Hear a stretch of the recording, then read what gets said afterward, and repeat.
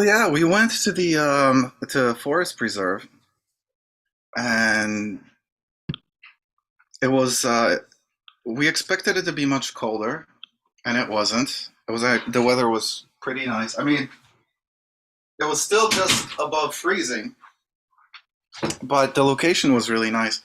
We were by this lake and underneath this shelter with a fireplace, and the guy had a fire going. Uh, we had some hot chocolate. We brought some root beers.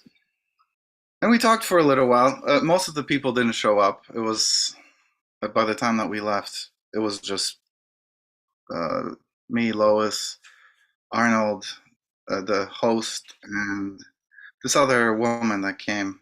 Uh, so we kind of chatted a little bit. It was nice. I don't know. We'll see if there's another event. We didn't get into any in-depth discussion. Just kind of generally talking about our impression with politics. Okay, so Awesome. let me just check to make sure that. Yeah, we went to the to. Okay. We kind of chatted a little. We are rolling on YouTube, so thank you everyone for coming. We're gonna do a round of introductions to give everyone a chance to say a little bit about themselves, so that we all know who we're working with here. We do have a specific format that we follow in the meeting. I'm gonna share a link to that format in the chat, so it's available for other people. You know, we have certain rules by which we play. Let's see, where's the chat? There it is. So this is the link.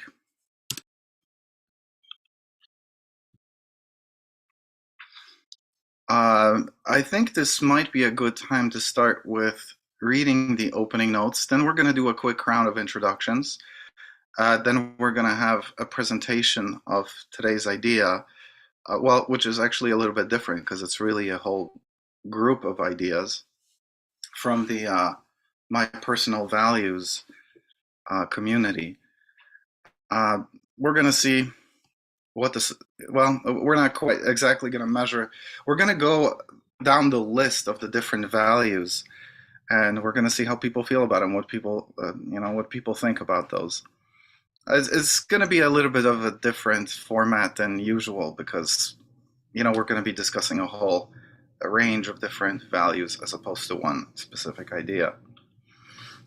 I'm going to start by sharing my screen, and we can have the reading of the opening notes so everybody knows how things go.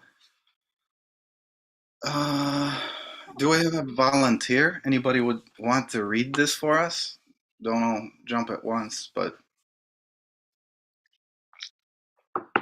Megan, you're up for it? Yeah, I'll do it. All right. Okay.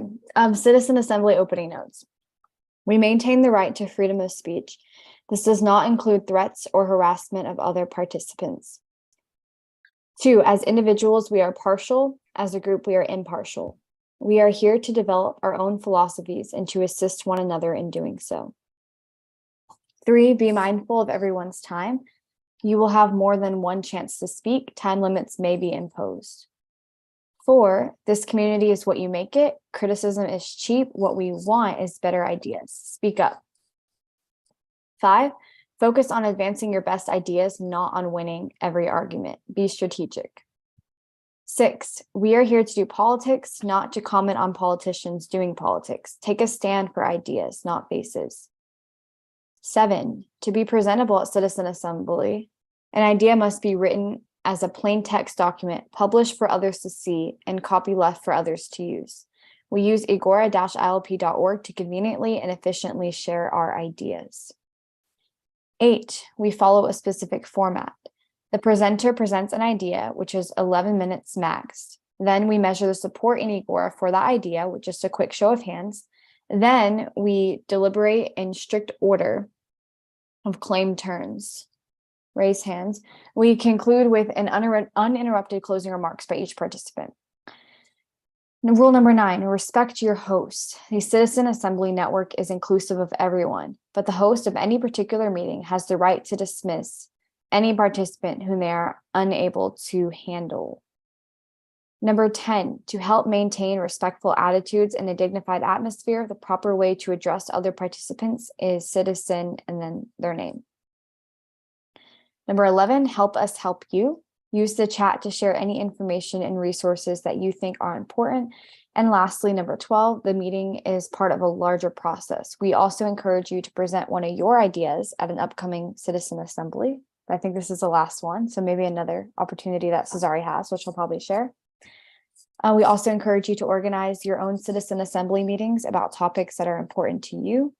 We encourage you to host your own citizen office hours to discuss ideas one-on-one in greater depth. And then lastly, to make connections with other participants to network and socialize.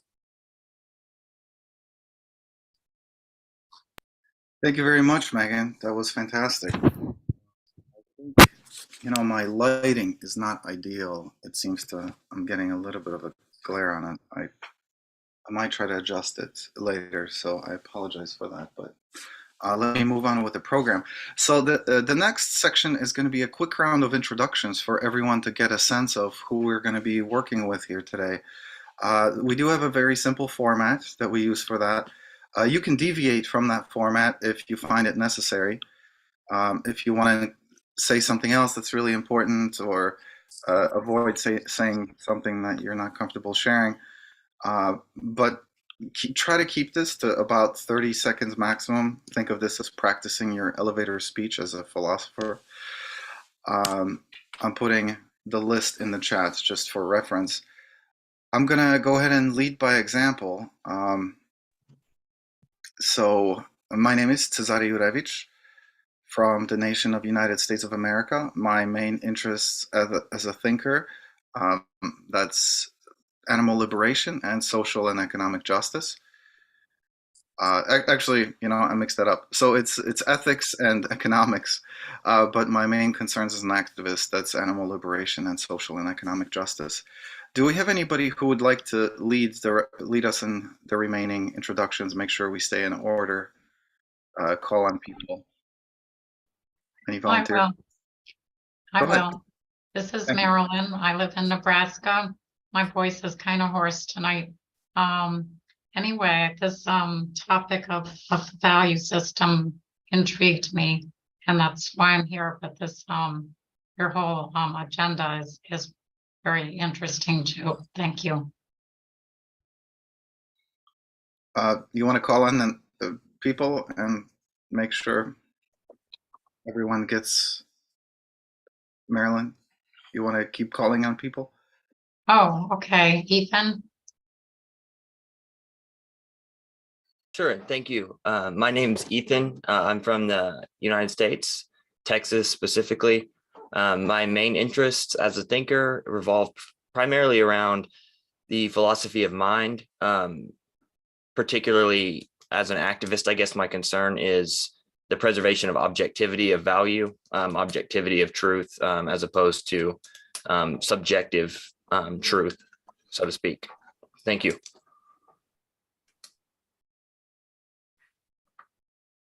Marilyn, who's next? Oh, I didn't realize I was leading. So I guess Megan. Oh, sure. So, hi, I'm Megan. I'm from the United States, and my main interests as a thinker would be, I guess, holistic health and well-being. So being deeply connected to nature. And then what I am an advocate for, helping to restore traditional family values. Okay, Justin, please. Yeah, hi. Thanks, Marilyn. My name is Justin Carmine. I'm from the United States, but I did spend the last 10 years of my life in Denmark, so I think that has influenced me, certainly regarding my politics, I would say. It was a good experience. My main interest as a thinker, I guess when I see that word thinker, I immediately go to very high thinking. I think of philosophy, and if I do that, I'm quite studied in Heidegger. I like this tradition of Kant, Hegel, Heidegger.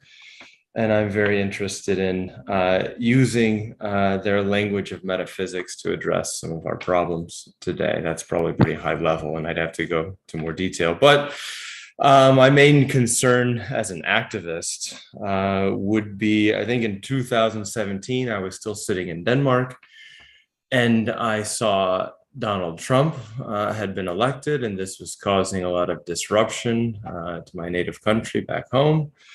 And I saw the institution, or the ideal of democracy was not satisfied, and our democratic institutions were in jeopardy. So I would say solving the satisfaction of our democratic ideal, in as much as we hold the democratic ideal valuable, I'm interested in looking at that. So that's me. All right, thank you. How about Roman? Would you introduce yourself? Yes, definitely. Good evening, everybody. I'm from Ukraine, and my main interest as a thinker is to support really good ideas, and I guess take most of them and implement them in my country, because I think we have a lot of problems and we need to have some solutions. I mean, it's not because of war or something. I just think that we need to change something. And I want just to be the instrument which is make it happen. Thank you. Okay, Lois? Are you there, Lois? Yes, I'm here. Hello, my name is Lois Yurevich. I live in Illinois in the United States. My main interests as a thinker, it's hard to say, or as an activist, I'm not really an activist right now, but one of the things I do care about is a greater state autonomy and independence in the United States. And I do have an infant with me at this meeting, so my participation may be a little limited. Thank you for your patience, and good to be here. Okay, Mary, you want to go next? Hi, Mary, United States. My main interest probably is critical analysis of society, some view of the world in which we take some kind of responsibility for what's happening. I'm pretty passive. I'm not an activist. It's very difficult to engage. When I read the description, because I'm a longtime member of the Seattle Analytic Philosophy Club, I was interested in the idea that there's a rational basis for decision making, because I no longer believe that.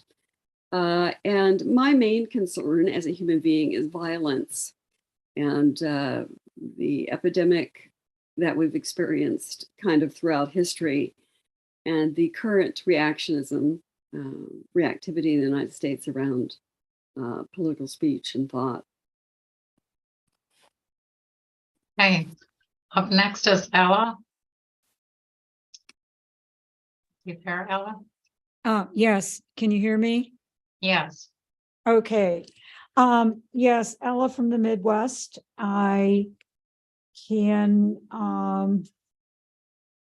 say that I'm also interested in thought as it relates specifically to metaphysics, philosophy, a variety of philosophers, but I would say Kant, Hegel, and Heidegger as well. I'm also interested in viewing problems within the U.S. From a problem-solving perspective, and I don't think we have that. I think regional areas are suffering economically, the Rust Belt, due to increasing technology, many jobs have been lost and are going to continue to be lost. Same thing in the mining communities in Appalachia. And a lot of people are suffering from a lot of different ethnic groups and pretty much ignored or blamed for environmental problems when they have no other alternatives to jobs in their particular areas. And no retraining is being offered on a wide basis so that, you know, they can feed their families and survive. So that would be a big issue. The environment is a big issue. I think we need to do what we can for the environment as well. And it's incredibly important to all of us. And I just like logic, workable ideas, being able to express different points of view without being, without all the polarization that we currently have in our country. And maybe getting back to a We need to move on, Helen. oh, sure. Consensus of values. Thank you. Thank you. And then there's a man with an iPhone identity. Would you care to speak? We don't have your name. Oh, I'm sorry, Joe. I think I was trying to ask you to unmute, and I must have hit the button and that muted you, so you have to unmute again. Oh, hello. Hi. I guess I Hi. must be the iPhone. I don't think I ever filled my name in. My name is Joe. I was part of a whole set of things since, oh gosh, back in the pandemic, shut down and everything. And I understand this is the last one. I don't want to miss it. And I also have probably for the last 18, 20 years, I don't know how long, been imagining, envisioning some kind of a app or some sort of apparatus that people could pass around to each other peer to peer to help with organizing principles and, they're creating their own cryptocurrency, creating community, that kind of thing. And I'm probably about, as a way to kind of get around, existing infrastructure and government and form their own, right? But I'm probably about 1/1000th of 0.5% of the way of thinking that about how that would work after 18 years. But I still think about it a lot. Anyway, I'm here, because I have great respect for all you, especially those who I've met with in the past. And thank you very much. It's nice to see you. Okay, and then we have a new participant, Ocean. Ocean, are you there? Do you care to introduce yourself? Hi there. Can you hear me? Yes. Hi. I attended this meeting about maybe a year ago. It's been a long time. And introducing what sort of introduction you want me to do? It's in the chat. Can you bring up the chat? It's just your name, where you're from, and your main interest and concern. Well, I'm okay. Be honest with you, I'm a professional musician, professional classical guitarist, and fortunately served many known celebrities like Clint Eastwood, Mel Gibson, Deepak Chopra, Eddie Van Halen, and many others. I live in Los Angeles, California right now, and I'm dialing in from Los Angeles, California right now. And I have, so many things to say about myself, but most important goal for me is to, become the greatest in the world and potentially history, and be successful. In order to do that, I have to care about how society is moving toward how the politics works, society works, and I'm curious about philosophy, social issues in general. So that's part of the reason I'm joining this group. Okay, that's great. Did we get everybody now? Did I miss anybody? I think we did. All right, great. Marilyn, thank you very much for your assistance and helping us lead the group. One other thing I have to tell you all, we do have a lot more of these beautiful Control Your Government t-shirts. And so at the end of this meeting, we will be having a vote. I think it's hard to see because of the lighting in my room here.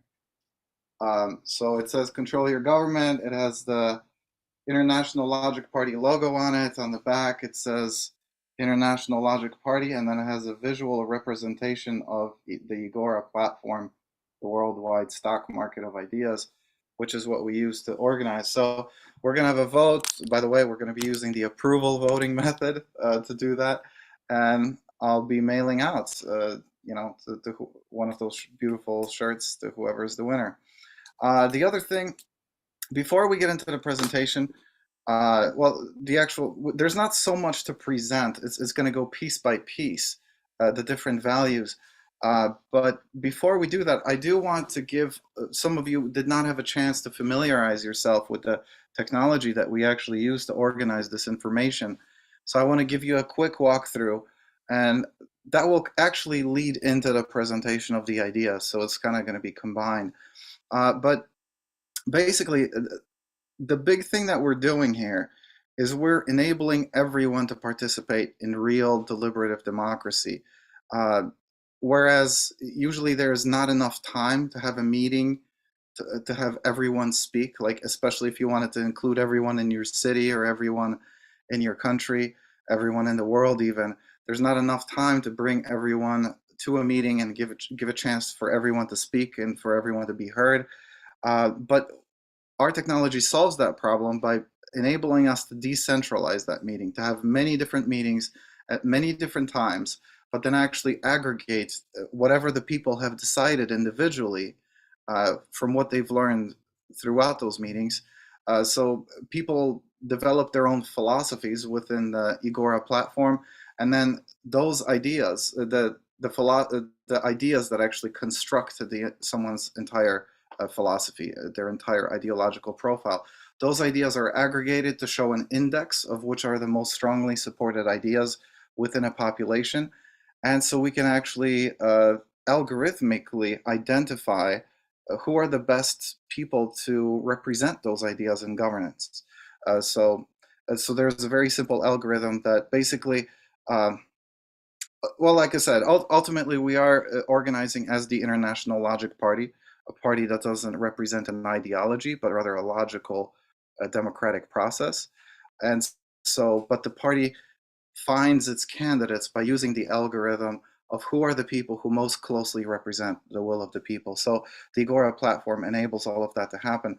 I'm going to give you a quick walkthrough. I'm not going to show you a lot of the details, but I'll show you some of the main functions here. So let me just share my screen. So right now in the community Agora, there are actually 3 Agoras. There is a main one, which is for national issues and international issues. There is a municipal one for your local governance, and there's also the community Agora, which we're going to be using today. But I want to show you the main one real quick.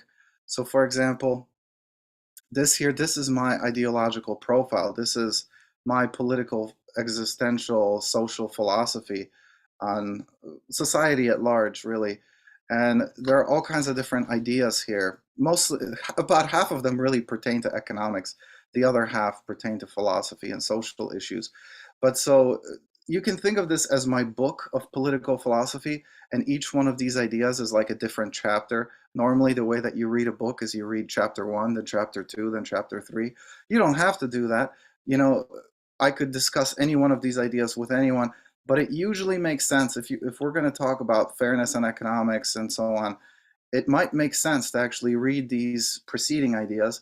It's also great if you have your own ideological profile, so I can get to know you better, and so I know who I'm speaking with. So if we make that investment in understanding who we're speaking with, then we'll be able to progress much more effectively in that discussion. So anyways, this is my ideological profile. These ideas are structured in a certain way, but then you can see I give this idea 21 points, for example, but this idea actually has 48 points because there are four other people who support this idea. This idea, just as an example here, I give this idea 15 points, but this idea has 159 points from 10 supporters.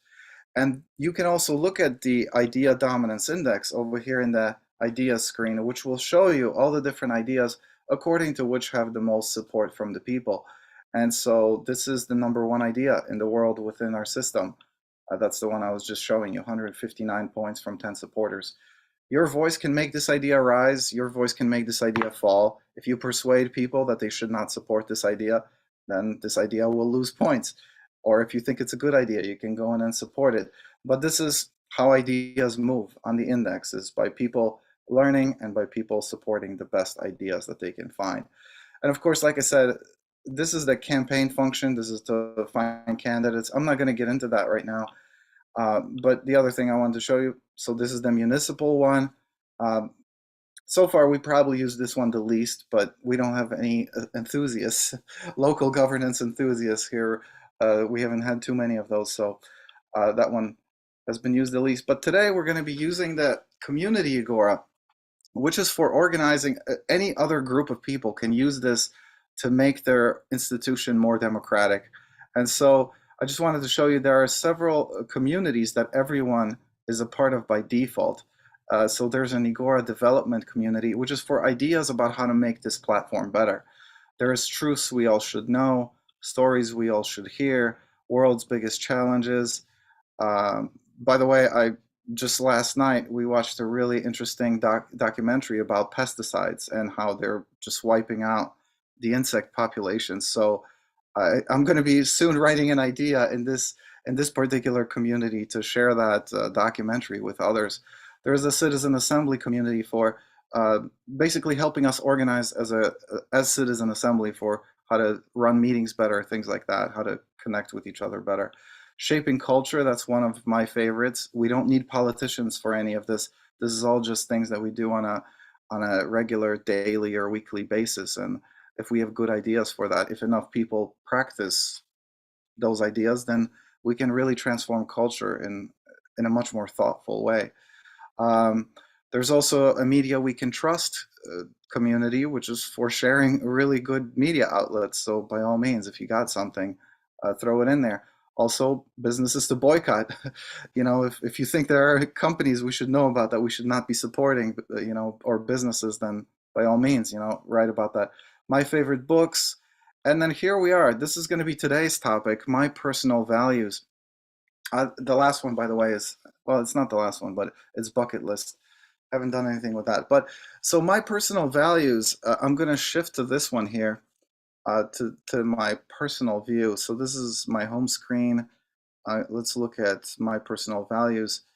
So I have taken the time to list and prioritize my personal values. If you're going to have a discussion with me about some of this stuff, it would probably be really good for you to know what I actually value. You know, like, this is how I operate. This is how I prioritize things. And I found this to be tremendously beneficial for myself. You know, in a way, it's kind of fun, but it's also useful. I think it's actually really useful to read other people's values, because then if you're studying someone else's profile, you know, I want to use as an example here. I'm going to use my wife as an example. So I'm going to look her up in users. Where's that? So, you know, one of the things that we did, well, I'm not going to get too personal, but over here, so you can see her values and you can see wisdom is right at the top. But so if we're going to have a discussion about something, if I want to relate to my wife better, or to anyone that I'm speaking with about some governmental issue, I can understand whether they value maybe community more, or do they value freedom more. And so this is how you get to see what somebody is thinking. Again, these are not ideas, but this is how we appropriate ideas, how we prioritize different ideas, because ideas are really just tools that help us realize our values. Somebody might agree with an idea, but maybe it's not that much of a priority according to their values. And so maybe that's why they will actually support and oppose an idea, because it satisfies their other values better. So, anyways, so we're going to be discussing these, and another way to look at it. Now, we have done a meeting to talk about our values before, but in the previous meeting, what I've done is actually I went through my profile and I went down the list of my own values, and we had a discussion of that, which in a way to me actually made the most sense. Notice that, where is that? My personal values. Notice that understanding is right at the top of my list. So things that make sense, well, that's the top, right? But so it made the most sense to me to talk about all these other values really in reference to the value of understanding, because in a sense, the whole point of prioritizing these values is to understand myself better and for other people to understand me better. But today I want to go about it a different way. I actually want to go to the idea popularity index, which I don't know. We'll see how helpful it is to do it this way. And let me generate that here real quick. So this is the current idea popularity index for the My Personal Values community, because other people are sharing these values. As you can see, this particular value of freedom that's in first place, it actually has 7 supporters. You can see these other these other values have a certain number of supporters. We're going to see whether whether this changes, whether at the end of today's meeting is freedom going to remain the top value. Is it going to gain more support, or is some other value going to supersede it? By the way, responsibility has been at the top of this index for quite some time as well. So I don't know. We're going to see about that. And like I said, I want you all to think about it. Ultimately, the goal of what I'd like each one of you to do, whether you use Agora or not, I mean, obviously it would be much better if you used Agora, because then your values would be integrated with other people's values, and you would be participating in, in creating that data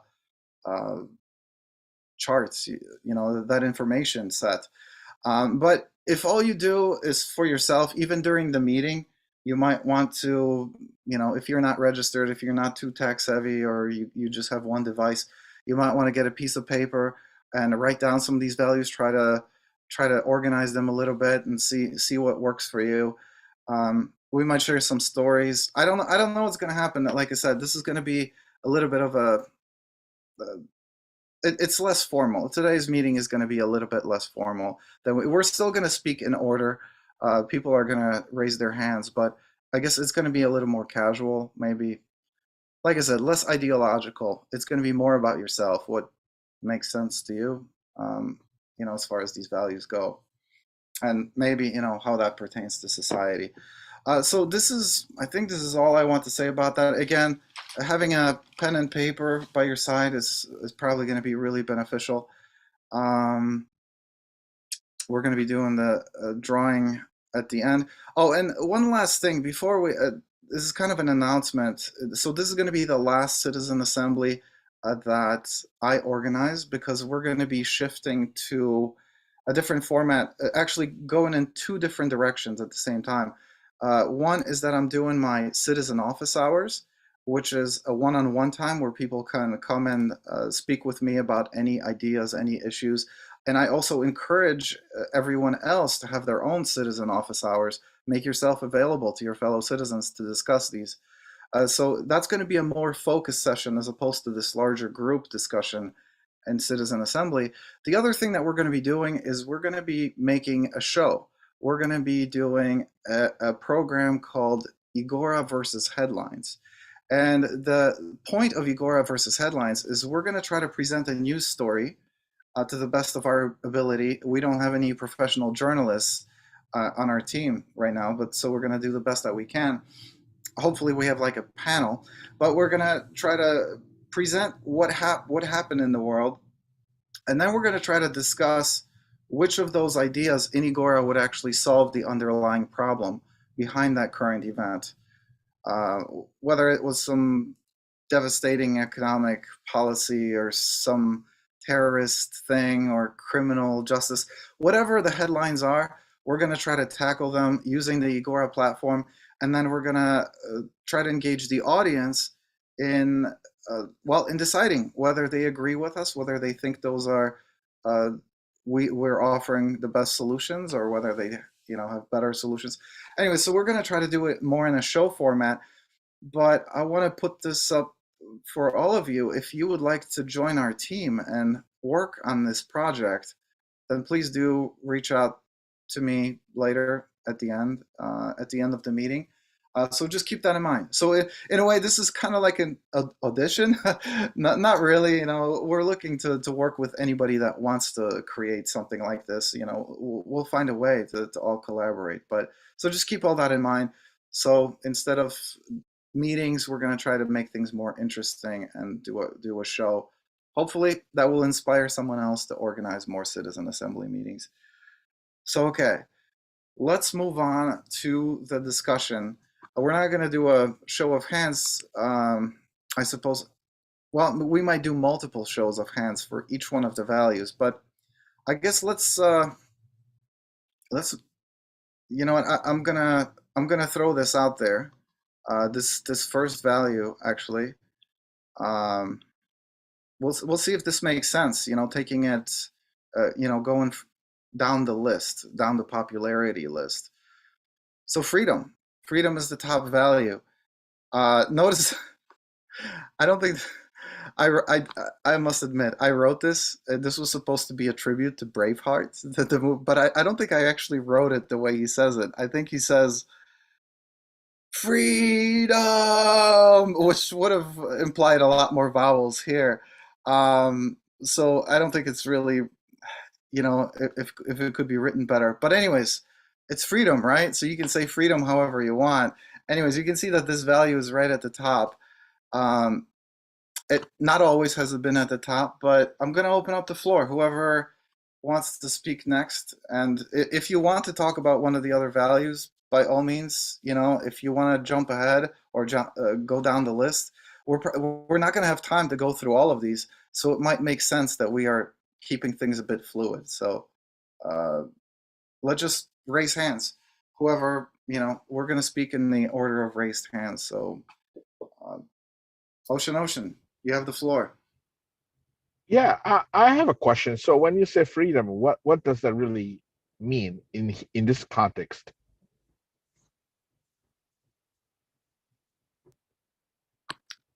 Did you hear what I said?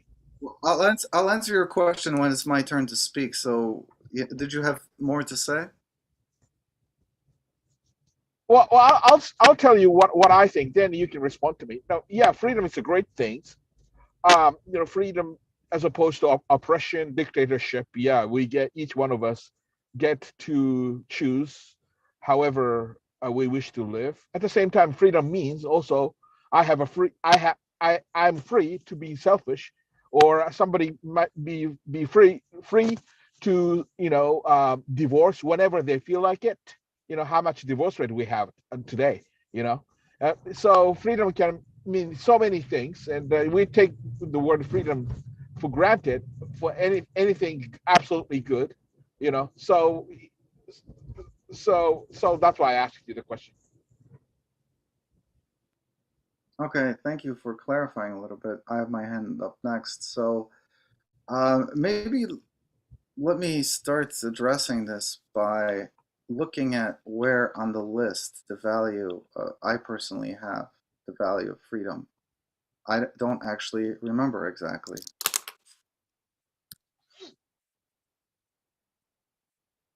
Oh, wait, that's right. It's spelled this way.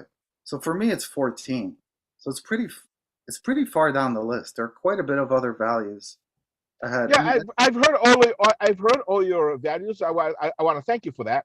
But for example, I bet the community might be higher than freedom. But when you say community, what does that really mean? Community, there are good people and bad people. We can't all assume everybody's good people. There are very hostile people, overtly aggressive or passively aggressive mean people, and I personally am not interested to associate with any of those people. I want to associate with good-hearted, caring people, but I have no interest in if I have a neighbor who happen to be very selfish and passive-aggressive and mean. I don't care about that kind of people. And my sense of community does not include those kind of people. So when you say community is important, what do you mean by community? Okay, so next time to speak, please raise your hand again, because we do keep Sure. the turn a strict order of turns. So, Sure. and I gotta say, I do find it difficult to do this meeting in a way that just addressing these values separated from individuals. To me, it made a lot more sense to present these values as in how I organize them. How do these values relate to me? How do I relate to these values? So, but I guess freedom, regarding your point, the big thing is that you can, if you don't like somebody, you can move away from them. You don't have to interact with them. It's, yeah. I guess that's all I have to say about freedom. I think freedom is great. It makes sense that a society has freedom. I really love Milton Friedman's statement, a society that values equality over freedom will have neither, and a society that values freedom over equality will have a good measurement of both freedom and equality. So, I think it's really important that we do actually value freedom over equality. Like personally, equality is not even a value on my list. I don't even know what that means. So, anyways, I want to yield the floor, but I'm thinking maybe from now on, maybe we should try to. Whoever is speaking next, maybe you could list some of your top values for us. Maybe we could engage. Anyways, you can say whatever you want when it's your turn to speak, but that's just a thought. This is an experiment. This meeting is an experiment. So I yield the floor. We have Lois next. Citizen Lois, you have the floor. Thank you. All right, so if I remember correctly, my top 3 values are wisdom, justice, and integrity. My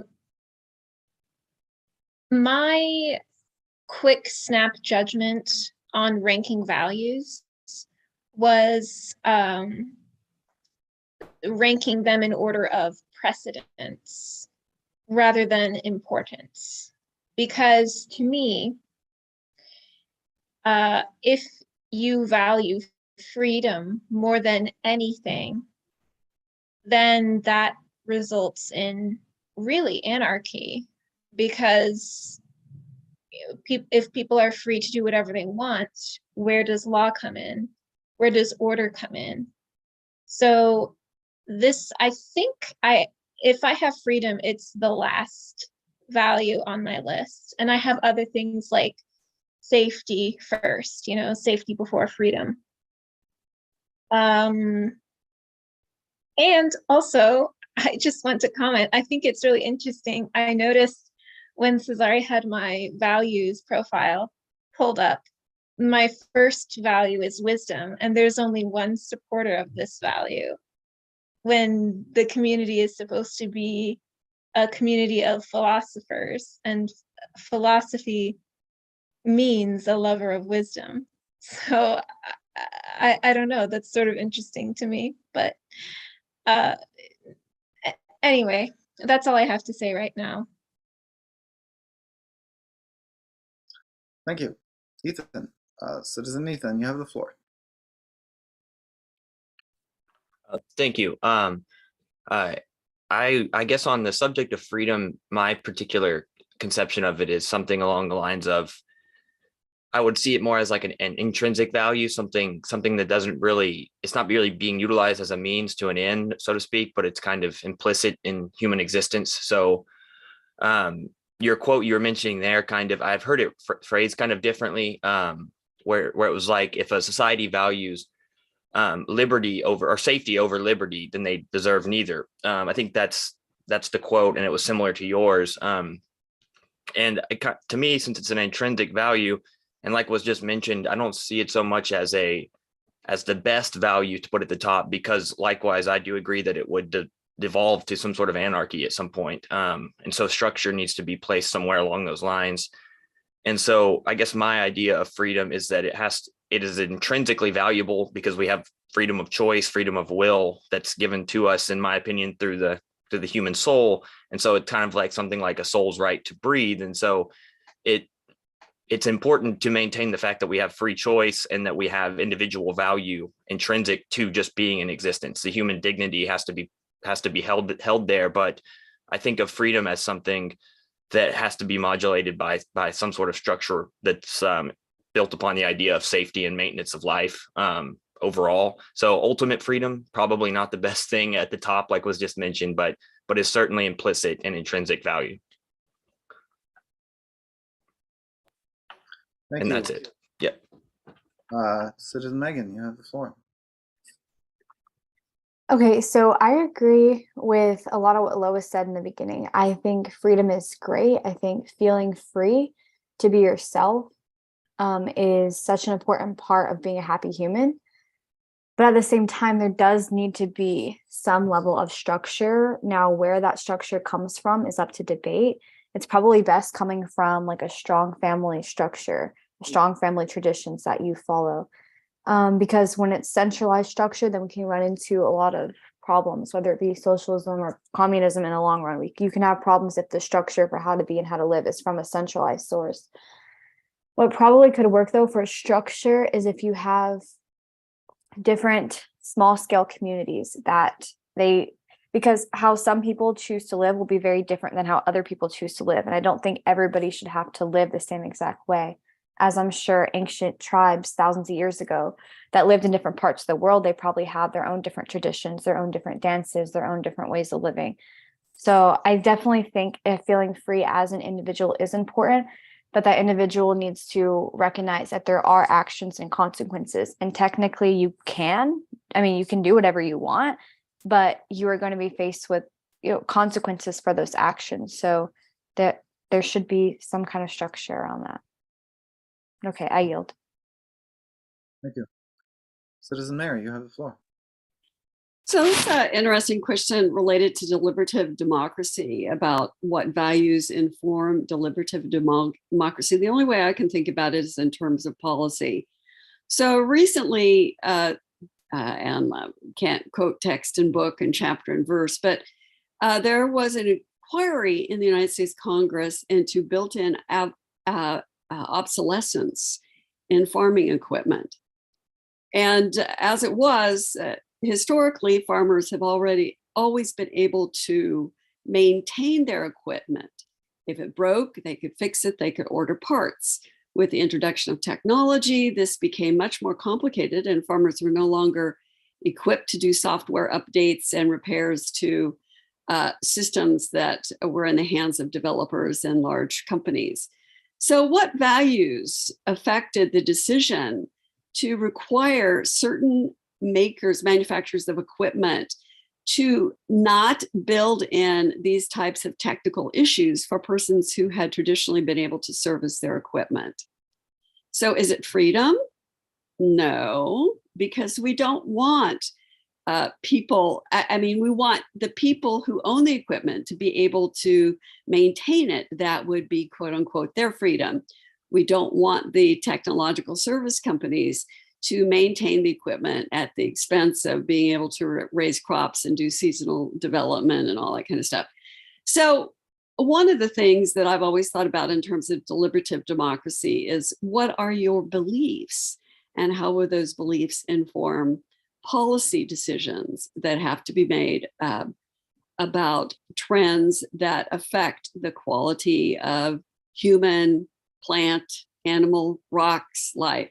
So it's almost like I'm back with ocean, because all of these values have an impact to policy decisions, but they can't be isolated out of that context. I don't think. That's it. Thank you.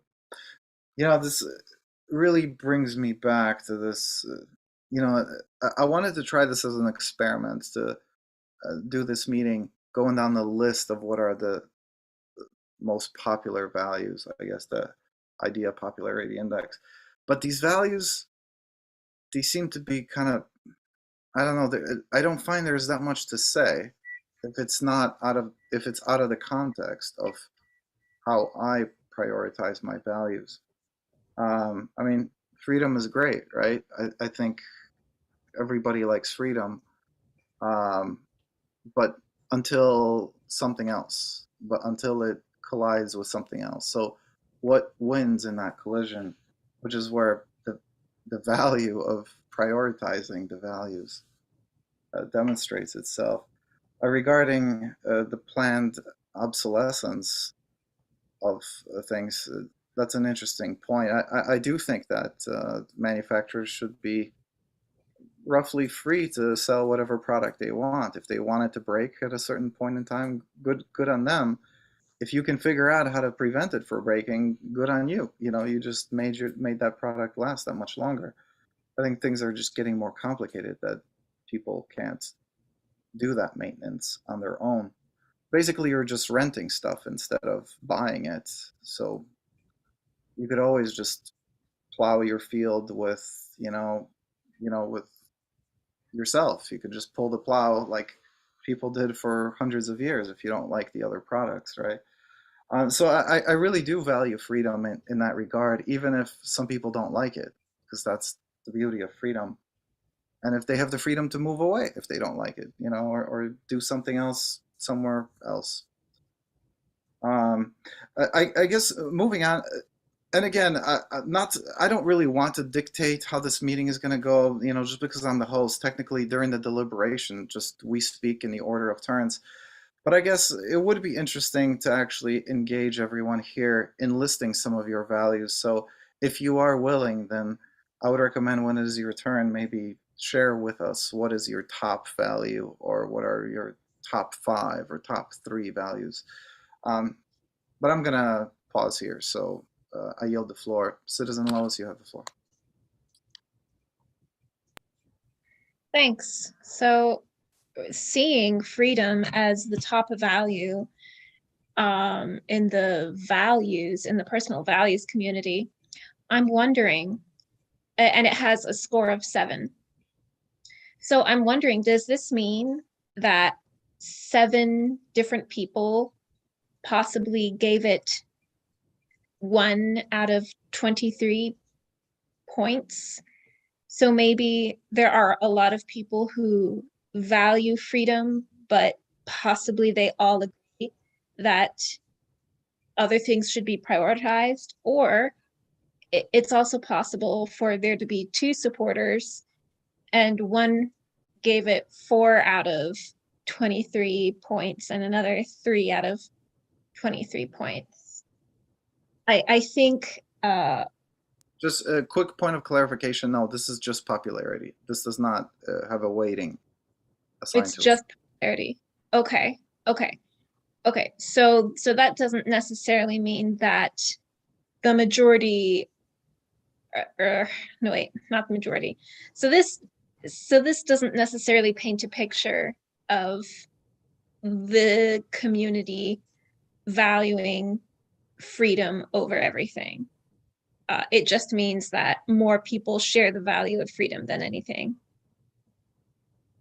Okay, thank you. That's all. And we already know your top value. It's wisdom. So, okay. Ocean, you have the floor.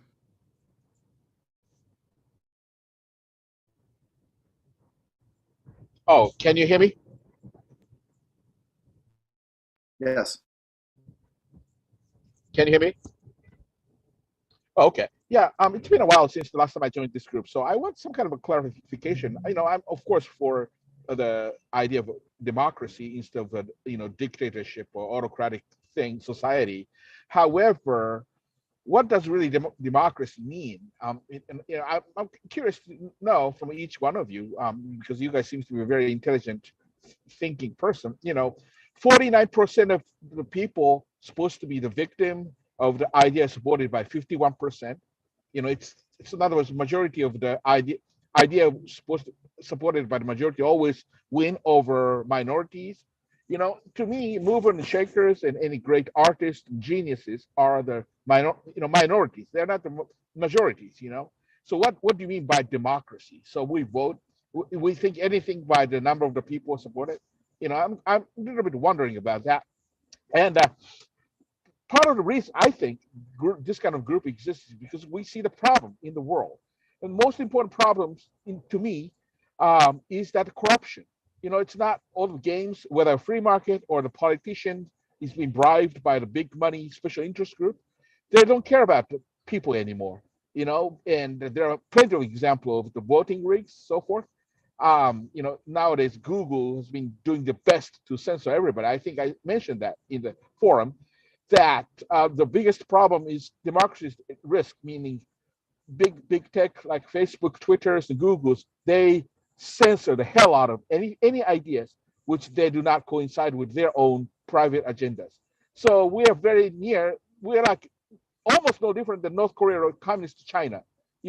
This great America, support the freedom of speech.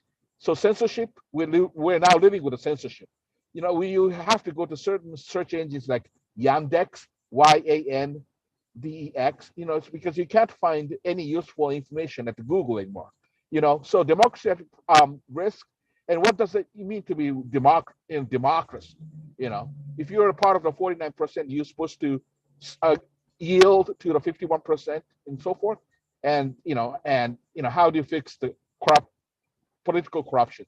And that's the root cause of everything I see. Because the biggest problem, another way of saying biggest problem in the last 30 years in the world is 1%, top 1% is exploiting and manipulating the 99%. I've seen a lot of upper middle class people in the last 20, 30 years had high paying job. Now they're like a minimum wage workers. They lost all the jobs to the outside of the countries. So the middle class is diminishing at the speed of light, whereas people at the Jeff Bezos, Bill Gates, people at the top is getting richer and richer at the speed of light every single day.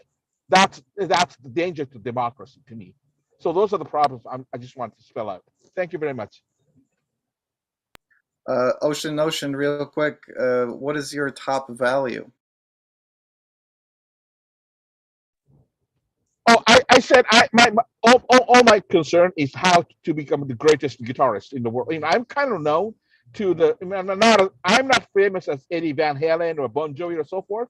I may be next year, but I'm kind of known among the certain celebrities. The main names I just dropped 20 minutes ago.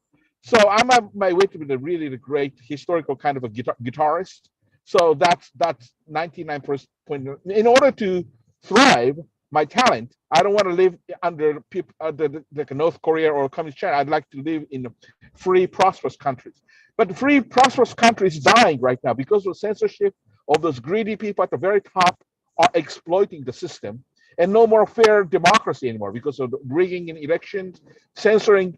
The mass media is bought off by the few corporations. So most people have no idea what's really going on because they are brainwashed by all the propagandas, by the Fox News, CNN, all the major mainstream medias are bought and paid for by the same group who's controlling the military industrial complex, pharmaceutical companies. They're the one who bribing and controlling our politicians. Politicians are not there to represent democracy. They represent the ultra rich class. They don't give a crap about us people.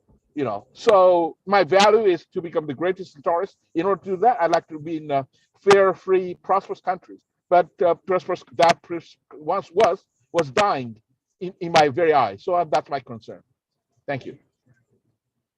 Okay, so I would still like to narrow in and ask you whether you want to be the most famous guitarist because you're actually interested in fame, or because you want. Not fame. Not fame. The greatest guitarist first. Let me finish what I was saying. Or Sure. you actually want to play the most beautiful music. What's the greatest guitarist? Most beautiful music comes first. Then fame, money comes second. That's very clear. Money doesn't come first. Greatest guitarist, people like Jascha Heifetz, violinist, Andres Segovia, Arthur Rubinstein, Vladimir Horowitz. Those are my musical heroes. I want to be just like them in my world, in the guitar world. So that comes first. The second comes, I want to have enough money, so I never have to worry about, people. To me, people have to work in order to survive. It's like basically we're prostitutes. Sorry about the word, but basically we have to kiss up to our boss who are behaving very arrogantly, unfairly, and mistreat us. Para harassment. But nevertheless, in order to keep our job, because we have to pay our bill in order to stay out of the street, we are basically, if you don't have enough money in the bank to feed you for the rest of your life, we are basically prostitutes, right? We can't say really what we want to not offend people, or not offend your boss, not offend your client. So I want to have enough money in the bank so I never have to worry about money for the rest of my life. Then then I attain certain freedom. But the society has to be decently fair and free, that which we don't have anymore. Because at the top 1%, it's sort of like what we're seeing is mild Okay. form of feudalism. Okay. Thank you. Thank you. It sounds like freedom is a repeated term here. Okay. Moving on. Citizen Ella, you have the floor. And while you're at it, if you wouldn't mind telling us what your top value is. Well, it sort of excuse me, it sort of relates to freedom, but it's economic freedom from very much what Ocean just said, from working your life away while the 1% sits at the top. All of your energy, all of your resources. And for what? Just to get through the day. And then you're exhausted. You can't afford a vacation. You can't afford a new car. It's unfair. So my, and per planned obsolescence, that is built into our future because AI has already eliminated so many jobs in this country and is predicted to do so for the next 30, 40 years, to where 20% of the workforce in America is going to be doing all of the jobs, those in AI and related occupations. The other 80% of us are predicted to just be called carriers. They have to carry us. And you talk about losing your freedom. How much do you think the 20% are going to give us to live on, to exist on? Not very much. Okay, so I believe in equality and distribution of wealth more than it is, for sure, to a much greater extent, so that we can have more freedom to enjoy our lives. And I think it is based on a Maslow's hierarchy, where if your basic needs aren't met, it's hard to get up to the top and actually philosophize and wax and wane about a lot of different ideals in life. I believe in freedom. I mean, education for everyone, to be free, a free quality education for everyone in this country throughout the college level. And I think that will change the country immediately. I just think it's a class system, and so many people are hopeless because the educational systems don't provide a way out.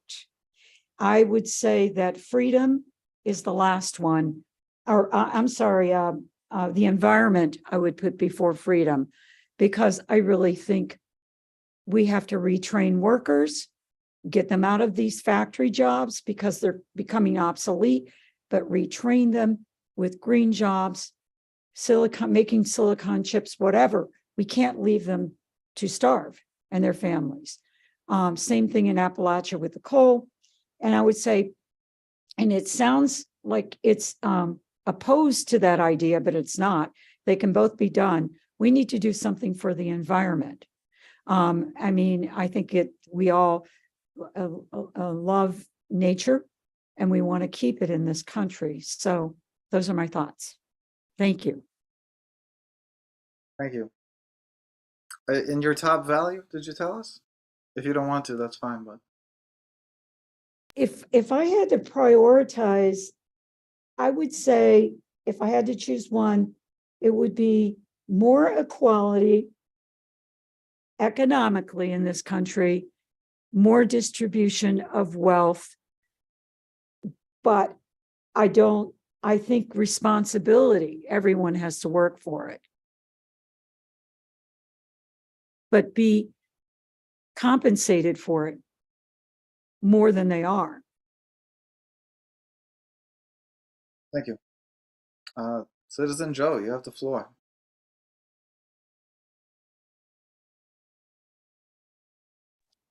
Hey there. My top value is right relationship. So whether so that we can pivot between values as we need to. So at times, for instance, I think that like we can operate on freedom, which, for instance, looks at equality, say, of opportunity, right? And not as much at equality as at equality of outcome. But then we have to pivot sometimes, I think, because when it gets to a point where an individual is in control of so much, they're now directing more than just their lives. They're, whether they intend to or want to or not, they're directing everybody's. So then we have to kind of pivot towards equality of outcome and say, hey, listen, if someone has a monopoly on every aspect of our lives, we do have to curtail that somewhat, because more important than this free and open in market is the people it's supposed to serve. So freedom is supposed to be part of our diet, I think, as a human society. But other things need to be part of it too, and that is also distribution. As the person before me was talking about, we do have to have distribution. It doesn't mean that everything has to be metered and measured out to each person equally, but I think there has to be some kind of a method in place for ensuring that no one goes without, and also ensuring that people reasonably contribute. So I think that right relationship is a way of always looking at that, always examining the system, say, okay, what needs to be tweaked, what needs to be changed. And so we can pivot between all the values of freedom and the other one was equality and wisdom and all those other values. Thank you. Citizen Justin, you have the floor. Yeah, I just wanted to reflect. I think Ocean was speaking, and that energy. I needed to respond to that. But before I do that, I'm really happy to hear that freedom is being looked at with a critical eye, at least from the people I've heard from so far. That resonates with me. At some point of me wants to say that we're living. The time right now is a quite decadent time period. And I think that has been, that's evolved because of, focusing on individual liberties and individual freedoms too much, and not, and so we've landed in this very decadent state where we don't seem to have much commitment to each other as a nation, a community, a whatever body you feel like you want to represent there. So yeah, I just thought I'd say those comments on freedom.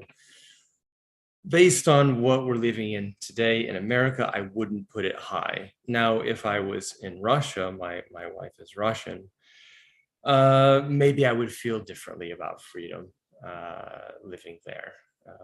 I can imagine that being the case. But in America, I think it's the reverse case. I think we need a dedication to community. I would say nation. I do even say I value nationalism a bit. If I were to pick a political ideology, I might even say something like that. But yeah, so that's kind of my comments on freedom. Also, Ocean was talking about what is democracy, and I think that kind of got me excited, all that energy he had. I've become a bit skeptical of representative democracy. I don't think that, certainly when I join these meetup groups online, I also host a one called The Bridge, Liberal and Conservative Common Grounds. And basically what I hear from a lot of people is, left, right, middle class, poor, nobody feels represented by their representation. So I've become a bit skeptical of representative democracy, and I've also become skeptical of electing representatives based on values. And I did join this group because I know it's very much working around things like values and representation. So I was curious to see how Cesarius is handling this. And the reason why I'm skeptical of electing representation based on values is that we are in, again, I'm speaking primarily to America right now within the American political climate.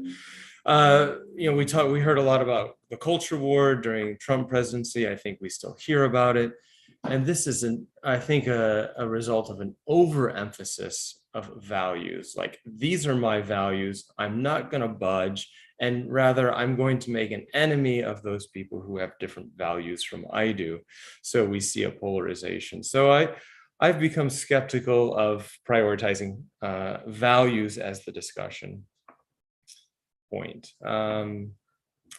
I would probably favor something. It's interesting what you said at the beginning, Cesare, about values come before the projects or the policy, whatever comes afterward. Oh, ideas. That was that you used. Values before ideas, and that is that I understand what you're arguing for there.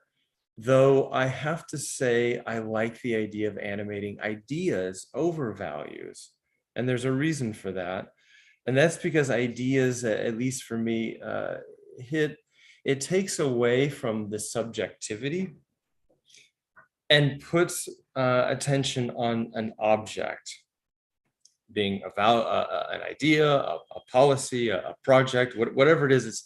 It's outside and beyond me, and it can, coming back to this kind of community idea, it has the power, if it's a good idea, to draw people into it, to inspire people, to inspire that communion. So maybe you can see the dichotomy I'm trying to draw here. It's rather than focus on individual subjectivity where I'm kind of removed from the community around me, and it places attention on something that can draw in a community and draw in and project us to the future.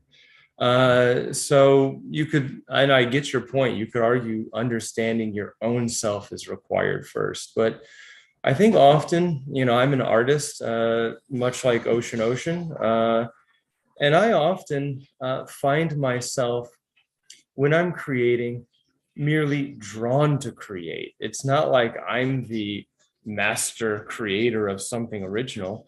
I find inspiration and I'm just compelled by this object outside of me to just get involved and explore this, if it's a piece of artwork, two-dimensional artwork, it's, my hand is almost being guided by this. And I'm not a spiritual person in the sense of thinking of gods or angels, but if it's almost like I'm just guided by something and inspired to do it. And I think that there's value in thinking about placing objects before people and being led and drawn and inspired by them. I think that this type of description resonates with my phenomenological experience of the world. Yeah, so I didn't say much about the democracy. There's a good website called, I've discovered recently this week, called Democracy Next, that is trying to solve democracy not through representation and values, but through participatory, institutionalizing participatory democracy. And I think those are the more interesting answers for me. I think also this Agora is another example of another solution that's been proposed to solve representation and self-democracy in a different way. So yeah, I could say more. I feel like I've been talking a lot, so I will rest my case. But I could say more if there's more interest in what could democracy look like outside of representation. I could speak more on that. My top value is a bit hard for me to say, Cesare. I don't know how to answer that. I found the exercise easier to say what values I hear from people which don't resonate with me. For some reason, that was an easier exercise for me. And I think justice comes to mind. I would really place justice on a low scale. Etymologically, justice is related to being right, being upright, being just. And I think that being right is kind of a wrong position again for today's political climate. It's a closed off position, and it's not an open for a discussion about possibly being wrong or not wrong. Then I'm back in the paradigm of right and wrong, but just inviting another perspective. And I think that's much more in line with what I would like to see, rather than justice with wielding the sword and being right. I'm not so sure that resonates with me. So, okay, I will stop. It sounds like open-mindedness might be one of your values. But moving on, we have Ethan. Citizen Ethan, you have the floor. Thank you. I guess to kind of go back to what you were mentioning there on subjectivity. And so I guess to put it into one word, my highest value, I think everything revolves around or descends downward from, is a notion of objectivity as an idea, as what holds the rest of your values together, essentially. I was trying to think of a way to relate this to what freedom and democracy. And I guess the way I would do that is by saying objectivity is kind of like a seatbelt sort of for freedom, because if freedom is intrinsic, then we kind of have it no matter what anybody imposes upon us, because it's still that freedom of the will. And so objectivity is what puts the parameters on that freedom, to me, to kind of, if there is no true good, if there is no true beauty or truth, then what is it that we organize everything else around? And so I see like a dismantling of objectivity, or people use the term like beauty in the eye of the beholder. And to me, that's a bad notion, because to me, beauty is truly something outside of oneself, and it's out there in the ether floating around metaphysically. And so I think once that's dropped off and not paid homage to anymore, it's like, if there's no sense of true good, then anybody can use their free will to act in any way they would like. And so as the value of objectivity becomes to dismantle in the postmodernistic conception of a reality where everything is motivated by the whole conception of power as being the only thing that drives somebody forward, that's a dangerous slippery slope to me, to the sense of you're basically eradicating objectivity and saying there is no truth, there is no difference between this and that, or this true and false and whatever. And I just think that objectivity is the glue that holds someone mentioned the hierarchy of Maslow's hierarchy, and it's like that objectivity sits at the top of that actualizing pyramid for me, because you have to maintain some sense of the true good in order to maintain some sort of structure on freedom to begin with. So we have to have some agreement on what is the true good. We know it's certainly not good to kill someone. Well, is that because God said it? Is that because you think murder's bad? No, it's because we agreed upon an objective truth that life is primary, and there's dignity of the human soul, which was not something that was always agreed upon. It. And so America has set a great experiment in motion by making sure to prioritize the dignity of the individual, because whenever that goes, it's usually preceded by people trying to claim that there is no sense of actual truth, good, or beauty. And as we see, those Platonic ideals need their spot to be saved somewhere, I believe. And so my top value would be objectivity for those reasons. Thank you. Ocean, you have the floor.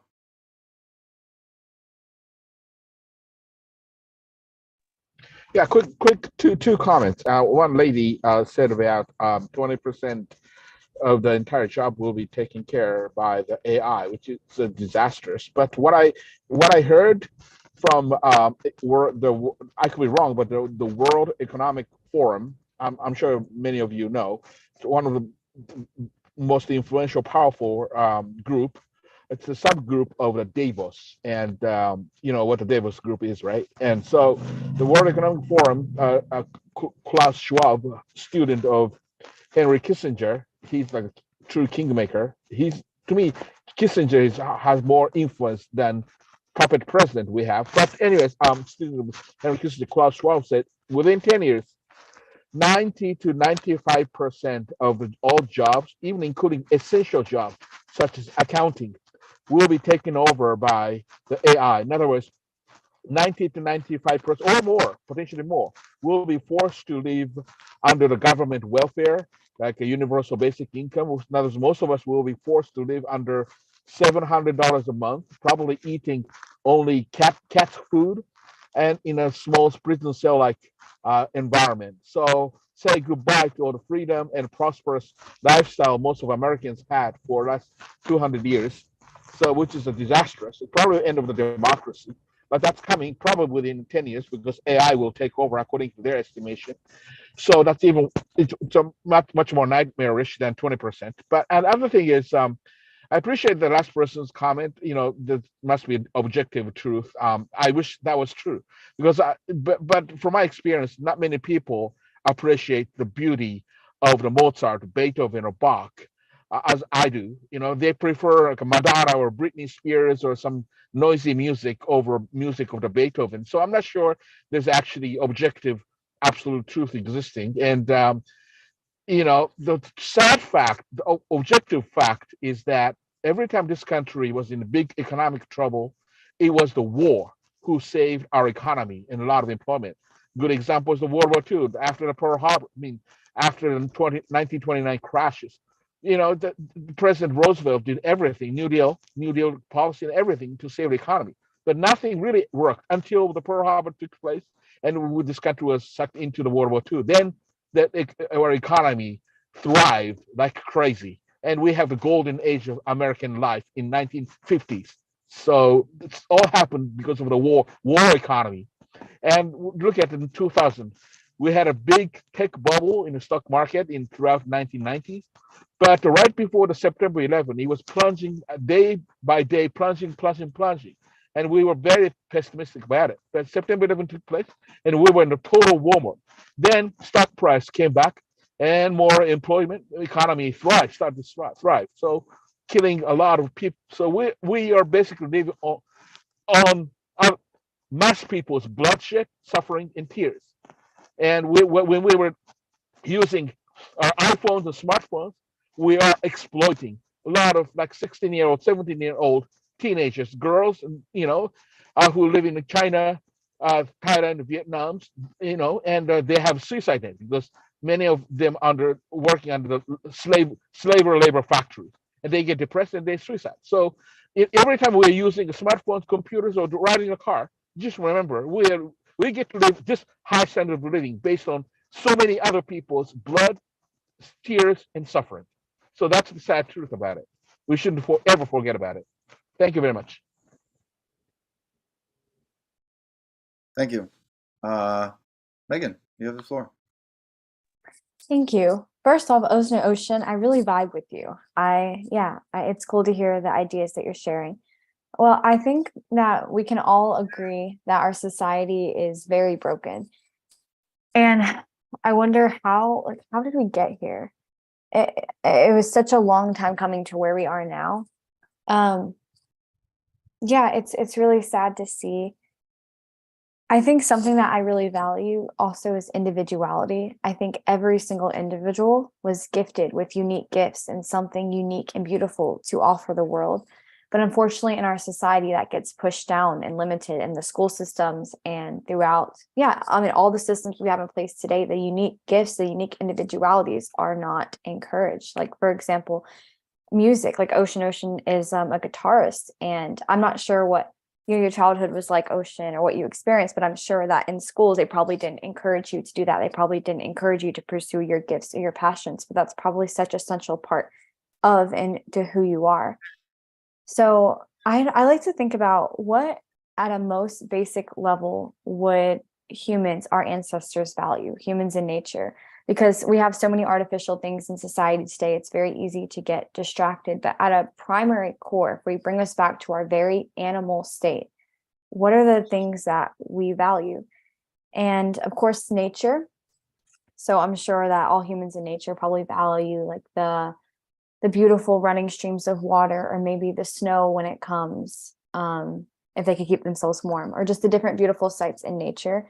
They probably also value God, or whatever, however they see spirituality. I'm sure many tribes also communicated to that, or very connected to that.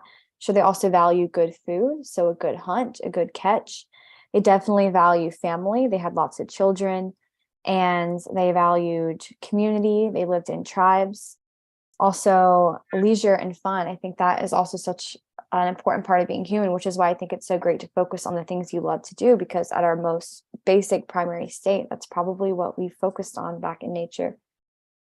But I guess bringing it full circle, some of the top things that I valued is compassion, boundaries. That was interesting. That came to me, how boundaries are also an important part of freedom, because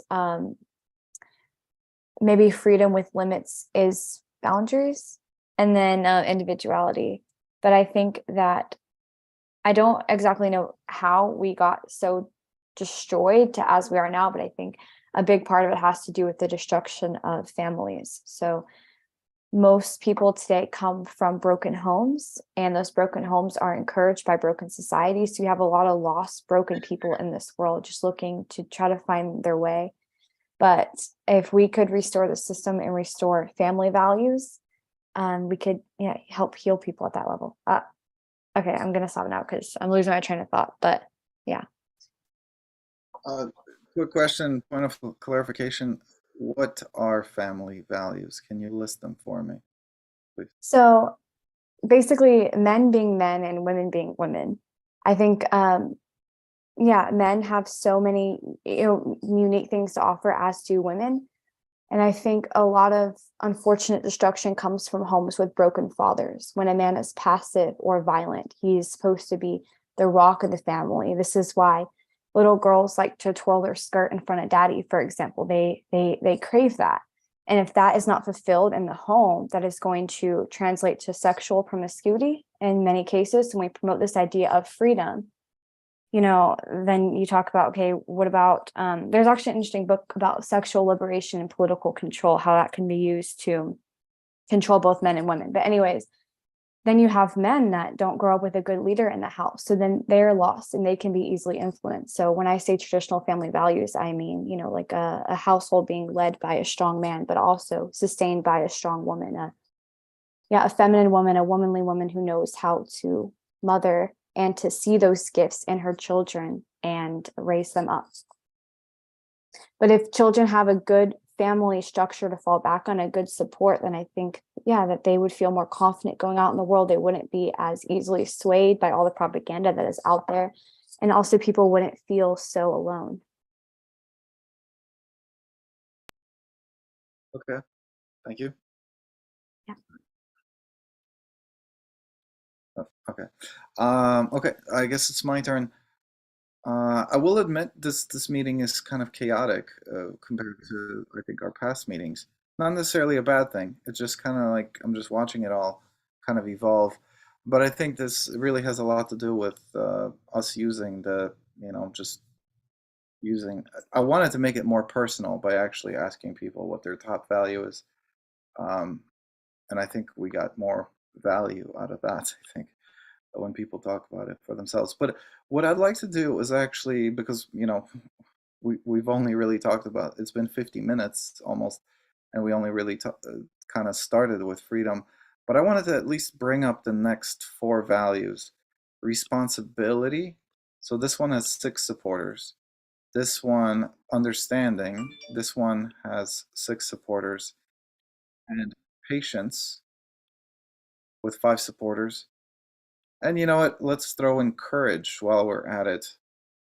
So we got this. This one also has 5 supporters. The reason this one is higher than this one is because this one was introduced earlier than after this one. I would really love to hear what people have to say about responsibility, understanding, patience, and courage. I am a supporter of all of these values. As I said, understanding to me is really at the top. Responsibility is pretty high too. All of these are actually kind of related. They all have to deal with like your temperament, especially, you know, responsibility, patience, courage, all of integrity, I guess, you know, they have to deal with your integrity. Just real quick, I am thinking about taking a look at where I personally prioritize these. So responsibility for me is actually quite close to the top. Responsibility closely related to discipline. Courage, I think you gotta have courage. Freedom, I don't think you can actually have freedom without courage. Actually, yeah, I think that for me, this is a fascinating relationship. You can't have freedom without courage, so that's why I value courage above freedom. Patience is a little bit further down, but it's important. And what was the last one? I don't, you know what, I think that was all of them. Anyways, I just wanted to share that. So maybe if some of you want to talk about these other values, that would be cool. I yield the floor, and we have Citizen Roman next. You have the floor. Thank you. Again, hello, my name is Roman, I'm from Ukraine. So first my thought was to tell that the main priority, the main value for me, it's freedom. But then I thought that is not, because freedom for every nation, for every country, it's different. It has their own borders and understanding, I guess. So the main priority for me, it's I support Luis. I'm not sure if I spell your name correct. I'm sorry. So it's wisdom and responsibility for your actions. Because in such situation, which is my country now, I guess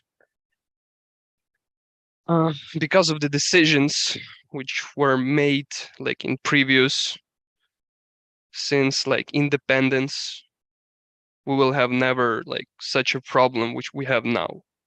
I mean, not only like war, I mean also environment, because in our country we have a lot of atomic power plants which we can, I mean, change for some like solar plants or something, but we never did this stuff.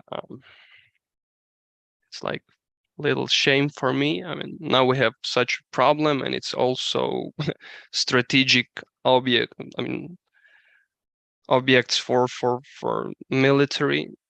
So yeah, and also responsibilities, because I think when the person, especially politics, when they have like those wisdom and responsibility for their actions, they will never make such a big mistakes, and they will never use like people lives for just nothing. That's my thought. Unfortunately, I couldn't show it on my profile yet because I was using it since like almost 2 years, and I need to update it a little bit. Yeah, but thank you so much. Thank you. Next, we have Ella. Citizen Ella, you have the floor. Thank you. I'm looking at Maslow's hierarchy, and you know, as you know, the base of the pyramid is physiological needs. Now, going back to the needs of a lot of people in this country not being addressed, and 1% getting richer and richer, not even paying their taxes in many cases because they have attorneys to get them out of paying taxes.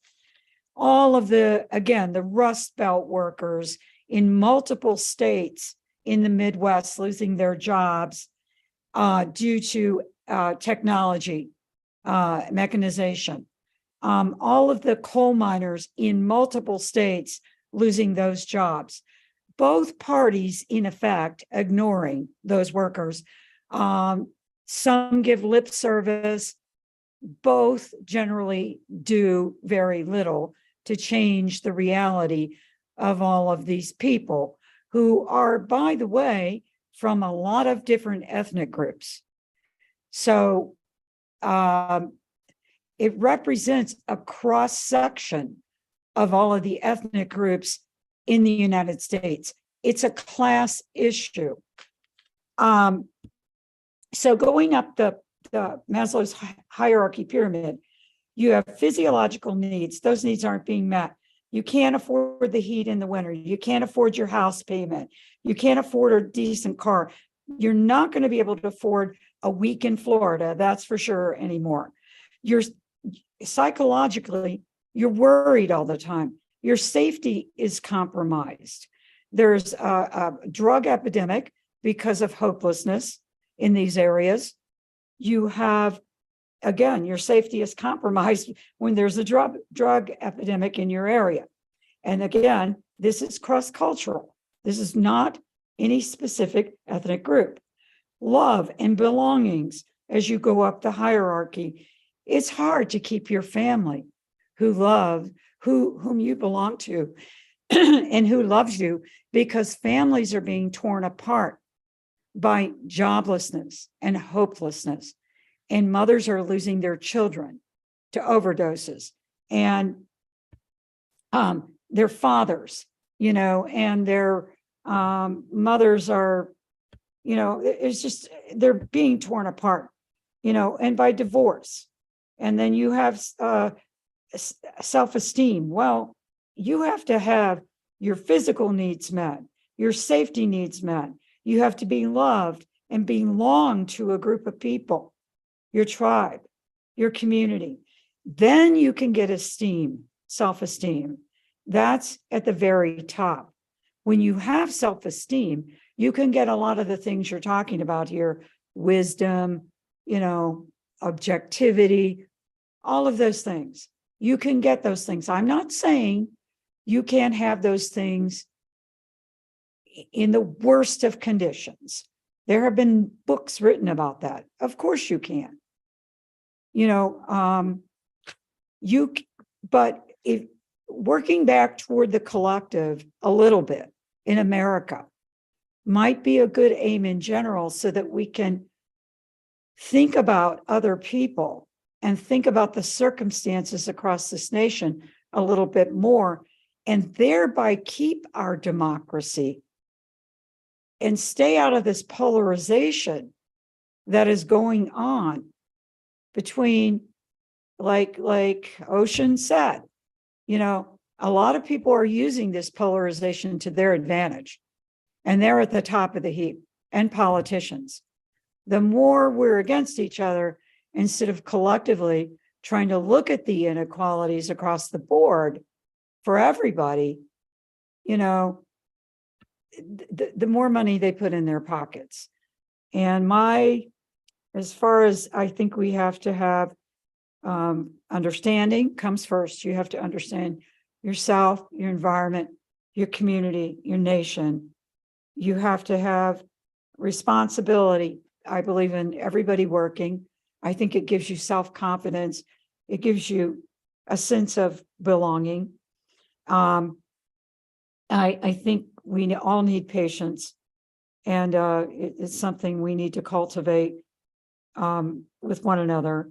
And yeah, you do need courage. That would be number 4, because if you don't have courage, that's like the hero's journey in life.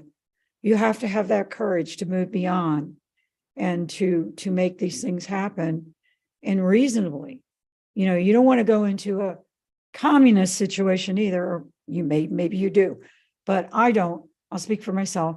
I like freedom too, but I think some of these things can be accomplished for more people and still keep our freedom and our democracy. That's what I would like to see. Thank you. Beautifully said, I'd say. By the way, beauty is one of my values. It's closer to the bottom, but it still made the list. You know, a list of top 23. Anyways, we are going to move on to. We're almost out of time actually for the deliberation portion. We're going to have closing remarks at the end for everyone to have a final word. So we're going to call on people, make sure everyone gets to speak, even if you didn't have, I don't, should I say courage to raise your hand? No, some people have good reasons not to do that. But anyways, we'll call on you, try to get you out there to speak. And for closing remarks, but we do have Ocean with his hand up. So Yeah, sure. Yeah, can you hear me? Yeah. Yeah, I agree with everything the lady, Ella, am I pronouncing well? So Ella said, I totally beautifully said everything. I fortunately happen to have friend, one of my best friend. His first name is Dave. I'm not gonna say his last name because the last name is a very famous last name for certain people, you know.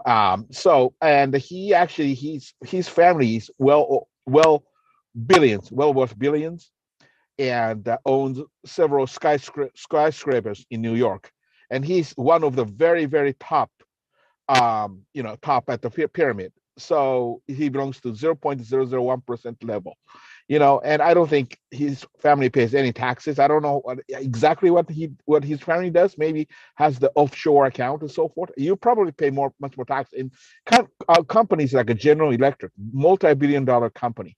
They pay zero taxes. So I agree with the Ella said. But when you say responsibility, what kind of responsibility I'm specifically talking about? In other words, if I am a CEO of a multi-billion company like AT&T or Uber, my primary responsibility to get as many customers, or steal as many customers from the competitors like a Lyft or Frontier, and so forth, and put my competitors out of business. And I shouldn't care about those laid off employees' families. Oh, if I aggressively move forward, that's gonna put so many millions of people out of business. No, you shouldn't think about it. You should only think about the profit of your company. Otherwise, you are as a CEO, you'll be sued by your stockholders. So your sole responsibility is to steal and put the competitors, everybody, out of business, just like the Amazon did. Amazon is a great company. I'm a big fan of Amazon. I bought so many books from them. But what Amazon did in the last 20 years to put millions of hardworking, honest, local pops and mom bookstore out of business. They have contributed so much for the community, provided some space for the intellectual gathering like this, but they're just wiping all the local pops and mom bookstores out. That's the nature of the capitalism, And so, but as a CEO, your responsibility to wiping out all your competitors. So when you say I have a responsibility, what kind of responsibility are you talking about? That's my question is. Thank you. Well, I think that's the end for the open deliberation portion. So thank you for contributing during that. We're going to move on to closing remarks, and I would like to ask if anybody would like to lead us in the closing remarks, actually making sure we stay in order. Should try to keep it to maybe 2 to 3 minutes, although there's technically no, if you got to take a little bit longer to say what you got to say, you can do that. I'm going to speak last as the host and as the presenter kind of today. But is there somebody who would like to lead us in closing remarks and call on people, make sure everyone gets the microphone? Any volunteers? Nope. None of our experienced crew want to have one more go at it. I can do it.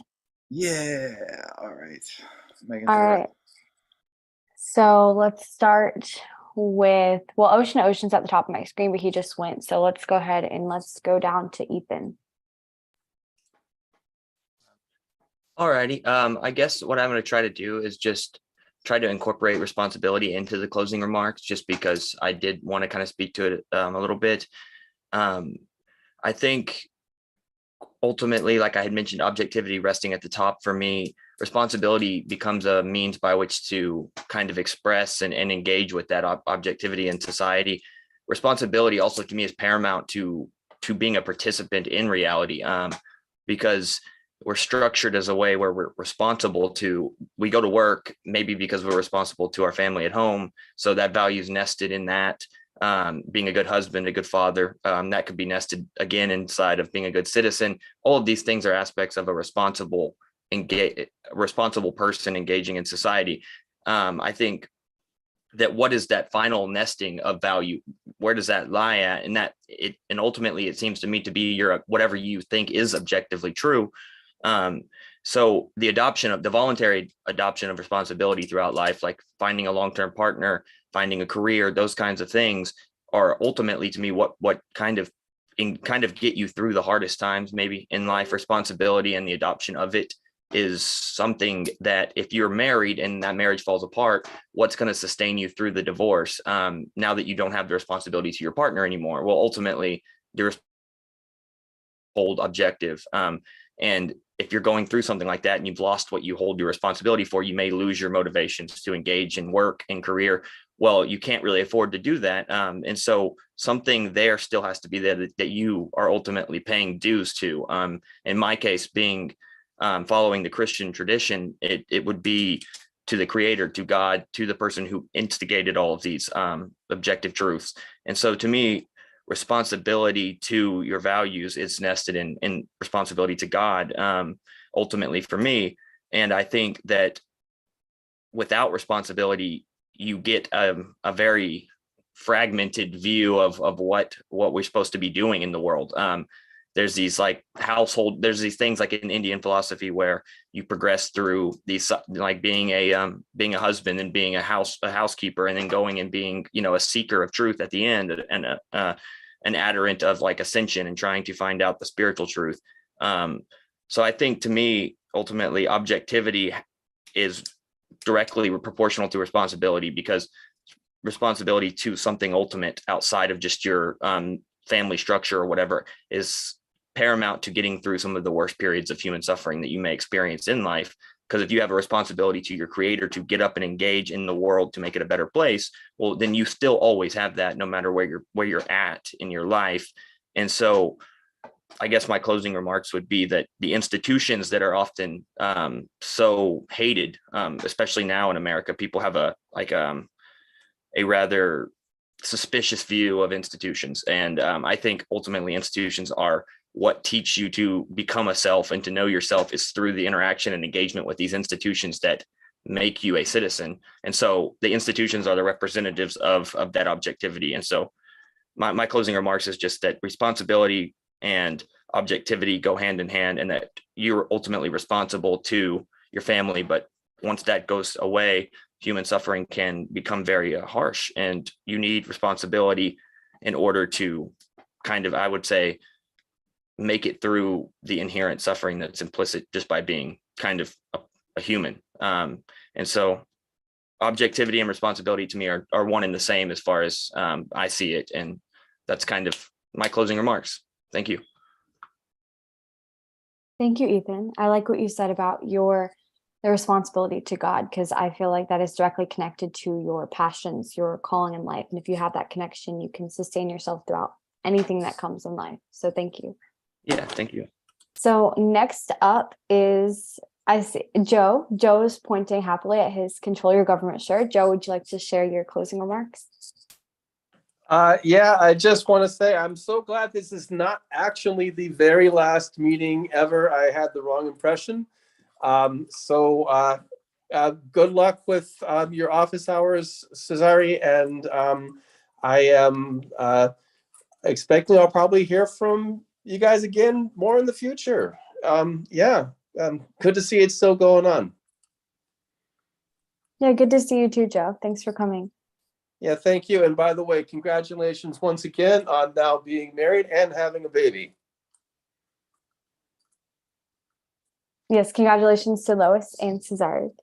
That's what I meant to say. Sorry. Slower, Lois. Okay. All right. So next we're going to go to Marilyn. Hi, it's funny you should mention responsibility, because that's one of my top values, I think, and Ocean was asking what kind of responsibility or what does that really mean? It means personal responsibility to, I would say, like with the Serenity Prayer, it says, accept the things I cannot change and the courage to change the things I can. The second line is being a victor instead of a victim. And instead of bitching and moaning about all the things wrong, focus on what's important to you, whether it's in your personal life or in the world. Pick something and pursue that. Take responsibility to change it as in the way that you see fit. And I have a mug that I've had forever, a cup mug. It says, if it's gonna be, it's up to me. And I love that. Thank you.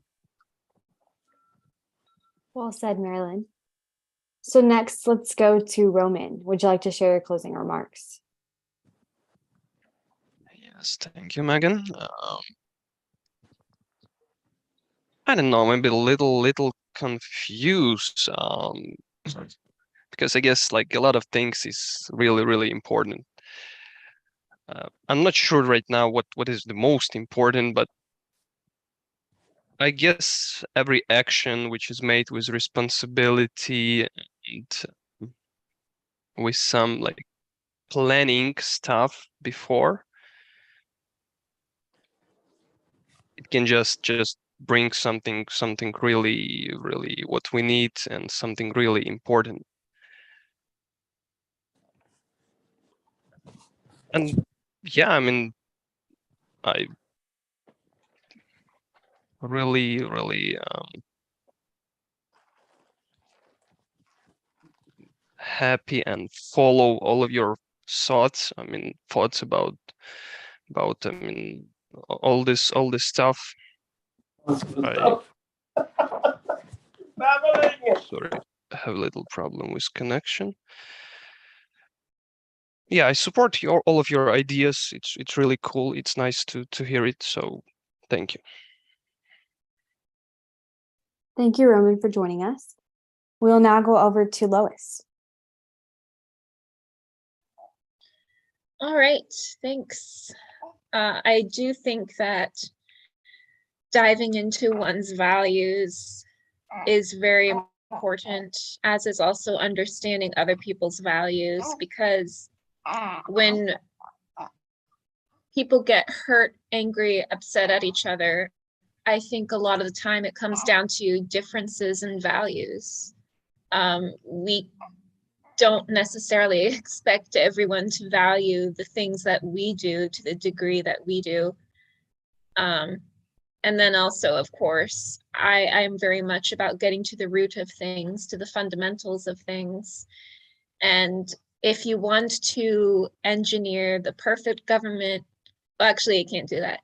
If you want to engineer a better government and a better society, it's very important, and I think not something to be skipped, to really understand the values that we want our government to have, or our society to have. Okay, so thanks everyone. Thank you, Lois. I heard your baby in the background. But thank you for sharing. Lois, I think you're such a beautiful person. And I loved your value of wisdom. I actually added that to mine as well after this. But let's go over to Joe. Other Joe, she, her. I joined really late, but I really like what Lewis said and how values are kind of the foundation of why people get like angry at each other. And you know what she said, I like that idea. So that's pretty much it, just to say that I agree with what Lois said for the most part. And your baby sounds really cute. Thank you for joining us, Joe. Yeah, I thought when I said your name, I was like, wait, I don't remember you here for the beginning of the call, but I'm glad you joined. And then let's go to Ella. Miss Ella, would you like to share anything? Yeah, just in closing, I just would like to thank everyone for being able to say my thoughts about, because I tend to keep them inside because everything is so polarized, that voicing your views, it's going to end up being interpreted as being, you're going to be a Republican, or you're going to be a Democrat, or you're going to be this or that. And I really just have these views, and some of them even contradict one another, but they're not mutually exclusive. They can be done at the same time. I've given them a lot of thought in there. I do think that, individuality is important, but I think we've gone too far in that direction. And someone else said this as well, that we need to turn toward being a little bit more collective and looking at each other's needs and looking across the country and seeing what are the biggest problems and what can we do about it rationally, using reason. And we have this ability to collect all this data, to do all these studies, to put programs into action, to evaluate those programs. Let's say putting the displaced workers, displaced by technology, back to work, retraining them, in Appalachia. Why can't we do that? That's not, a global thing. That's not a national thing. It seems reasonable to do that kind of thing, and it has been done, as someone else mentioned, by FDR in the Depression with his WPA and CCC camps. But I do very much appreciate everyone's views. We're all a little different. That stands to reason. We're all individuals and from different backgrounds. But I just think it's wonderful to be able to hear all of you and your ideas and share mine, which I'm reluctant to share very often. And I felt very safe in doing that here. Thank you all. Thank you, Ella. So for my closing remarks, I wanted to share something that was on my mind about the subject of democracy. So I'm going to share my screen real quick, if that's okay, Cesar. Yeah, okay. So I'm going to read right now a quote by somebody named Edward Bernays.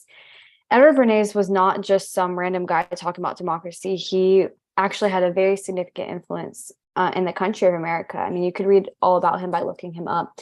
But I mean, it says here he helped Herbert Hoover, President Hoover, before he was elected. He assisted with his campaign. He also served under the United States Information Agency and the Committee of Public Relations under World War I and World War II. So he was pretty close with President Wilson also. This guy also helped the tobacco industry market its products. And he's one of the backbones behind consumerism in America. But I want to read a quote that he wrote about. And again, he was very involved in American politics. So I think what he has to say does hold some value or truth. So this is from a book that he wrote called Propaganda. And these are the first two paragraphs. The conscious and intelligent manipulation of the organized habits and opinions of the masses is an important element in democratic society. Those who manipulate this unseen mechanism of society constitute an invisible government, which is the true ruling power of our country. We are governed, our minds molded, our tastes formed, our ideas suggested, largely by men we have never even heard of. This is a logical result of the way in which our democratic society is organized.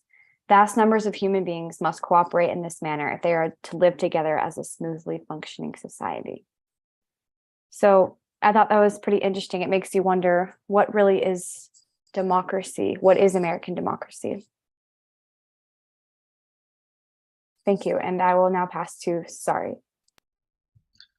Thank you, Megan, for leading us. And thank you, Joe, for nice words.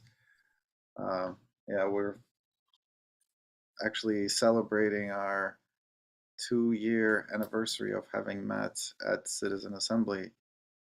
2 year and 2 days to be exact, but so that's Lois and I.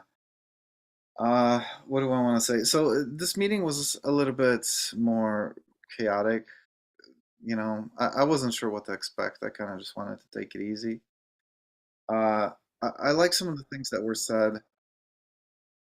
Um, you know, we did start to get deeper into some of these things.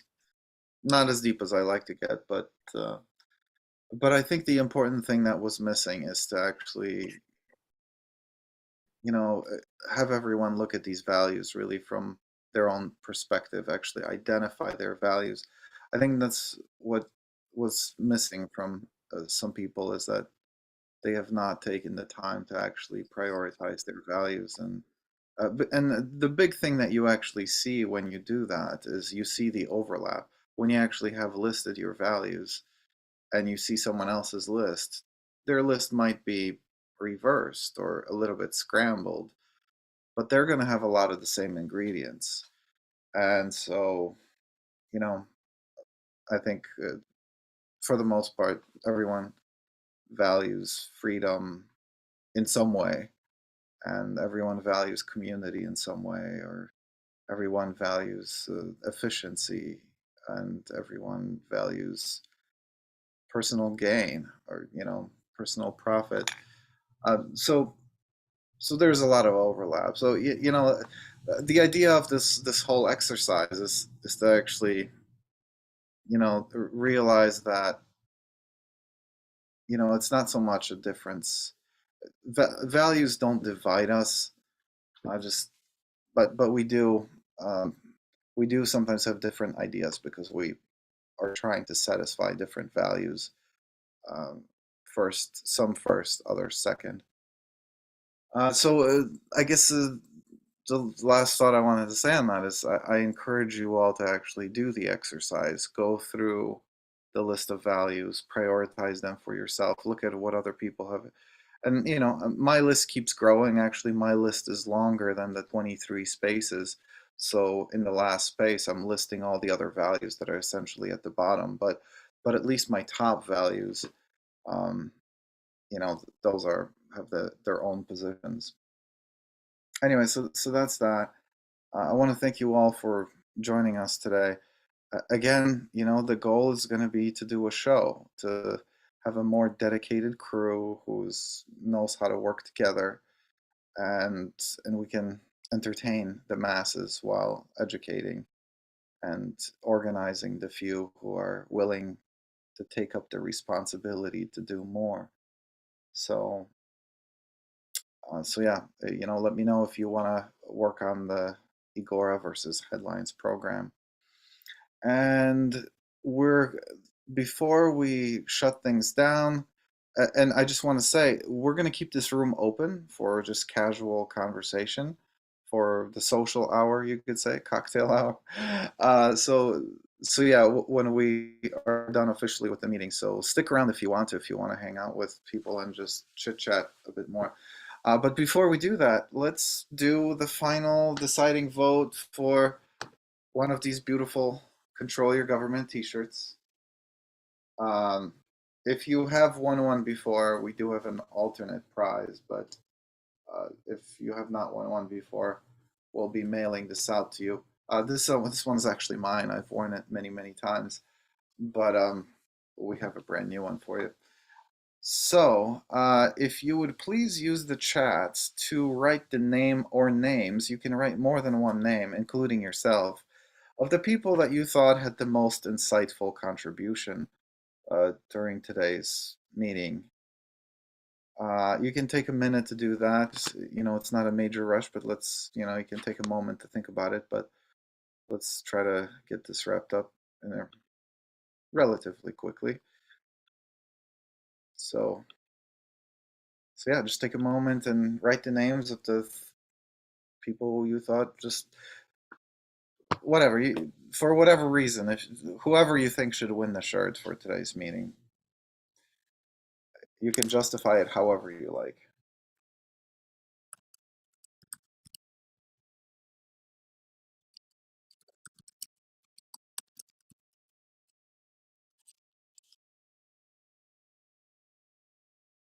I said, you can vote for more than one person, including yourself.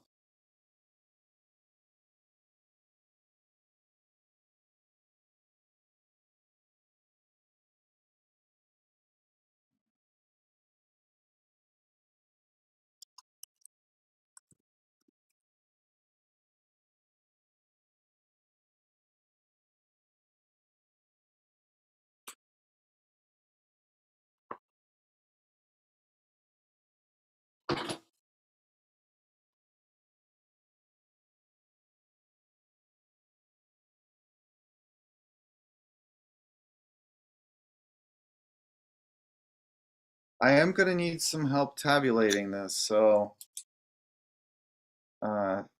feel free to check my math here.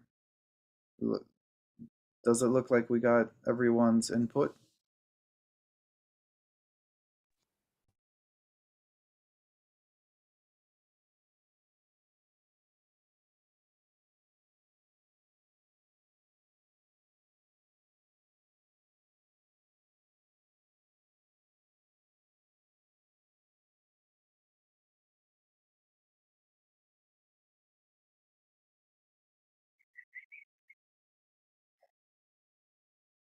I'm seeing ocean. Well, I'm seeing ocean more than 5 times because ocean is ocean. But actually, no, I'm seeing, ocean's name here 5 times, and I'm also seeing Megan's name here, I think 5 times.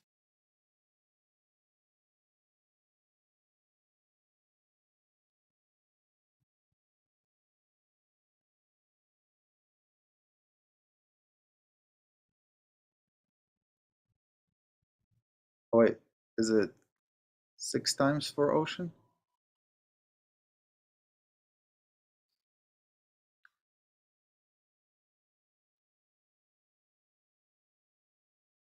Okay, I am seeing ocean 6 times.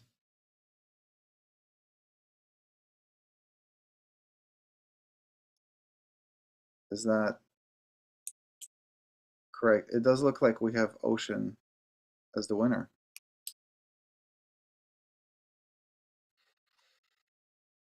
Is that correct? Any objections to that tabulation? He has to promise to wear it on stage. I'd love to see that. Yeah, so okay.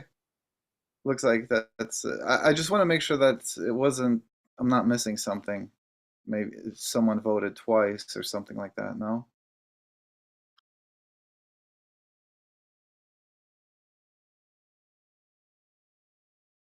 All right, so yeah, we do have Ocean as the winner. Thank you all for participating. Like I said, feel free to hang out a little bit longer if you have the time. Ocean, congratulations, Ocean, citizen Ocean, although you're not here on the record, congratulations. And I'll get the shirt out to you when I, have a way to contact you. So I'm going to stop the live stream.